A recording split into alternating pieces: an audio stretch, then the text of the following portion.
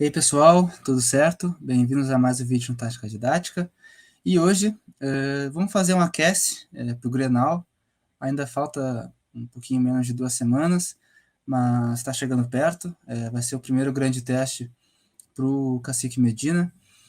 Apesar de no primeiro jogo já ter um confronto de Série A contra o Juventude, na minha visão, o Grêmio tem um elenco superior, tecnicamente, do que o Juventude.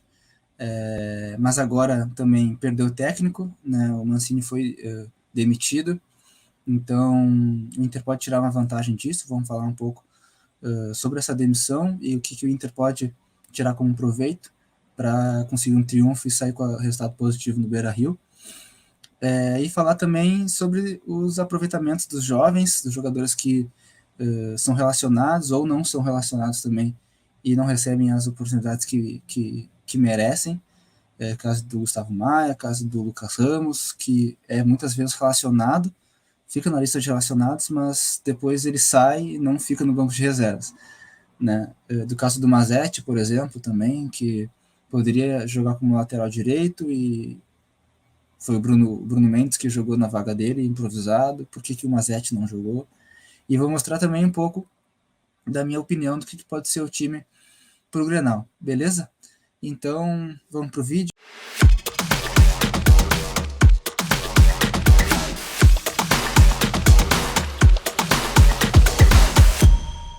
O Mancini foi demitido após o empate contra a equipe do Juventude. Eu vi o primeiro tempo, foi um jogo muito bom, lá e cá, o tempo inteiro.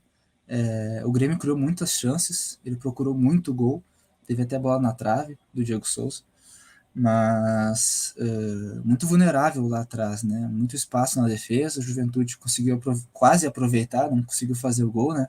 Mas poderia sim sair na frente no placar, né? Tanto que no segundo tempo saiu, né? Eu não vi o segundo tempo, não consegui ver, mas na segunda etapa o Juventude saiu, no final do jogo já, o Capixaba fez o gol. E ainda mais no final da partida, nos acréscimos, o Grêmio conseguiu empatar o jogo, mas foi mais no sufoco, né? Mas mesmo tendo empatado, tendo feito o gol no final da partida, o Grêmio criou muitas chances, né? Então é algo para o Inter ficar em alerta, mas também é uma vantagem que o Inter pode tirar essa vulnerabilidade defensiva do Grêmio, né? E ainda mais com um técnico diferente, vai ser um modelo de jogo novo, e com menos de 2 semanas de trabalho, daqui a pouco técnico interino ou outro técnico que o Grêmio vai buscar, né? O Inter pode tirar sim uma vantagem disso, porque Medina já conhece um pouco mais o elenco do que o técnico que vai trabalhar no Grêmio. Né? É um modelo de jogo diferente do que o Mancini estava trabalhando. Então, para os jogadores conseguirem colocar isso em prática, vai demorar mais para se adaptar, e o Inter pode tirar uma vantagem desse Grêmio sem um técnico, entre aspas, né? Com uma dificuldade para se adaptar a um novo estilo de jogo, um novo modelo de jogo, o Inter pode tirar uma vantagem. A outra coisa que eu queria falar aqui com vocês, e que fica um ponto de interrogação, é o não aproveitamento de alguns jogadores da base ou também alguns outros jogadores mais jovens, né? No caso do Gustavo Maia, o Palácio agora ele está voltando do Covid, mas eu acharia muito interessante vê-lo em algum desses jogos contra o Brasil de Pelotas, agora já no dia 16, e no dia 21 contra o São José, fora de casa.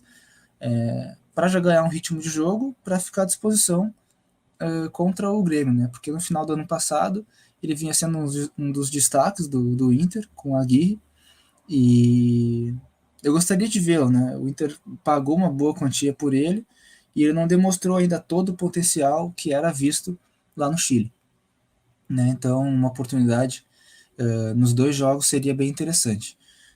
Outro jogador também que eu gostaria muito de ver é o Lucas Ramos, que sempre aparece na lista dos relacionados, mas nunca vai para o jogo, nunca fica no banco, e quando fica não entra.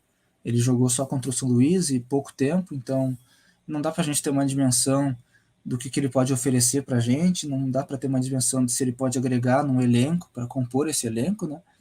Ou se ele precisa ser emprestado daqui a pouco, né? Fica essa dúvida, e é um jogador com características que o Inter não tem, por exemplo, chute de média distância. Só o Bosquilha tem esse chute a média distância e ele não está com toda a confiança do mundo para fazer isso, né? Ele vem recuperando aos poucos e é outro jogador que eu acho que vai ser muito importante com o Medina. Mas o Lucas Ramos tem essa característica, né? Tanto que um dos gols que ele fez ano passado no Gauchão foi de média distância. Ele é um jogador que arrisca bastante, é um cara vertical, então é interessante ver ele jogando, né? Também o caso do Kaique Rocha, que hoje, na minha visão, é o melhor zagueiro do elenco, jogando, né? Contra o Caxias ele foi disparado o melhor em campo. Maurício entrou, mudou o jogo, né? O Paulo Vitor iniciou a jogada do gol do, do Inter contra o Caxias na vitória por 1-0. É ele que faz, ao invés de recuar a bola para iniciar o jogo, é ele que tenta um passe mais vertical, né, um passe mais arriscado, no meio do campo para o companheiro, para o Inter conseguir fazer uma jogada mais rápida, e que era o que estava faltando para o Inter. Né? O Inter estava muito lento no primeiro tempo contra o Caxias, e com a entrada do Maurício, principalmente, o time conseguiu ser mais vertical e rodar a bola mais. Então, esses jogadores dão outra cara para o Inter. O Johnny é outro jogador que, contra o Caxias, contra o São Luís também, fez um baita jogo. Ele começa um pouco nervoso, a gente consegue perceber ele um pouco mais nervoso, mais tímido em campo, mas no decorrer da partida ele vai se soltando, vai conseguindo desenvolver o futebol dele, mostrar que ele pode sim ser uma opção de um reserva ou até um titular se continuar jogando o que vem jogando. É um cara agressivo, um cara que busca ser mais vertical, que está conseguindo tirar o espaço do adversário o mais rápido possível. Também tem o Wesley, o David e o Gabriel, que estão agregando bastante. O Gabriel chegou agora, não dá para falar muito dele ainda, apesar de que eu acho que ele é o titular, né, na minha visão. Dourado não vem bem, o Lisieiro ainda não mostrou o futebol dele, né? Só contra o primeiro tempo do Novo Hamburgo que ele foi bem, conseguiu ser um pouco vertical, rodando a bola de um lado para o outro, né? Mas são esses jogadores que eu gostaria de ver, né? Os jogadores da base, Taualara, o Matheus Dias, são jogadores que é interessante da gente ter no elenco em jogos do Gauchão, né? Para ver se é necessário a compra de outro jogador ou se a gente tem à disposição na base. Né? O Thiago Barbosa ainda não jogou, por que ele não pode jogar contra o Brasil de Pelotas, por exemplo? É um jogo em casa, né? A torcida é a favor, tem um peso diferente, né? Não é um jogo tão pesado assim, então seria um jogo mais fácil, teoricamente, né? Entre aspas, e uma estreia um pouco mais tranquila para o jogador da base. Matheus Dias, o Nicolas, o Taualara, nem que fique no banco e entre no segundo tempo, para já pegar um ritmo de jogo. Jogar uma partida profissional é muito diferente do que o sub-20, as categorias de base. O Taualara tem 17 anos só, então é um cara que a transição tem que se desenvolver bem, né? Essa transição tem que ser muito bem lapidada. Mas fica aí a dúvida, né? Também do Mazete, por que não jogou o Mazete na lateral direita contra o Caxias? Tinha que improvisar o Bruno Mendes mesmo? Né? Fica essa dúvida, porque o mercado está machucado. O Heitor está meio desconfiante, assim, porque um jogador jovem de 21 anos receber tanta crítica que vem recebendo nesses últimos dias, tem que ter uma cabeça muito forte para conseguir superar isso, né? Então, o Mazete é uma alternativa, né? Ele está no elenco, ele é da base, ele é nosso, né? Então, por que não joga? Né? Vai ficar improvisando o Bruno Mendes, daqui a pouco se o Bruno Mendes se machuca, o Heitor também, e se machucam agora e não conseguem mais jogar o Grenal. Tu vai colocar quem? Tu vai ter que colocar o Mazete. Né? Então, se tu não conhece o Mazete, a gente não conhece o Mazete, a torcida também, né? Não sabe o que esperar do lateral direito, vai ficar uma desconfiança, vai ficar vários pés atrás, né? Então vai ser meio que colocar ele num fogo, né? Vai ser a prova vai ser um jogo de fogo aí pro Mazete. Então fica essa grande questão, né? Mas eu também quero falar um pouco sobre a situação do Bustos, já que eu estou falando de lateral direito, né? Não se sabe quando é que ele vai vir, né? Ele está numa situação com o Independente bem que a gente não sabe o que está acontecendo.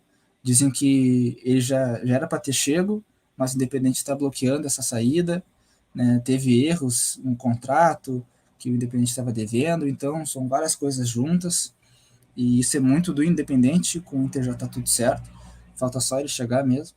Mas aí fica a dúvida, né? Ele não jogou ainda pelo Independente essa temporada, né?